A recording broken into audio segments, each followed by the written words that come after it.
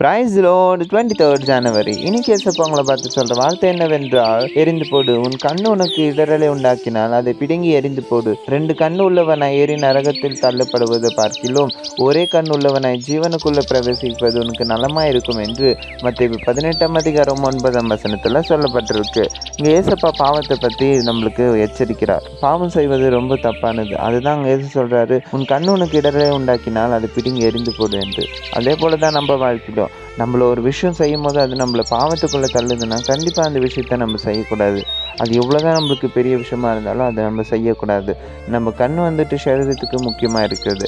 அதையே அவர் பிடிங்கி எரிந்து போடுன்றார். அதே போல தான் நம்ம வாழ்க்கையில் ஏதாவது முக்கியமான விஷயம் நம்மளை பாவத்துக்குள்ளே தள்ளுதுன்னா கண்டிப்பாக அதை நம்ம விட்டு விலகணும். இப்பொழுதே மனம் திரும்பினா கண்டிப்பாக இயேசு நம்மளை மன்னிப்பார். அதே நம்ம மனம் திரும்பாமல் திருப்ப பண்ண பாவத்தை பண்ணால் கண்டிப்பாக நியாய தீர்ப்பு நாளில் நம்ம நிலைமை பரிதாபமாக இருக்கும். By words with Jabbaraj, have a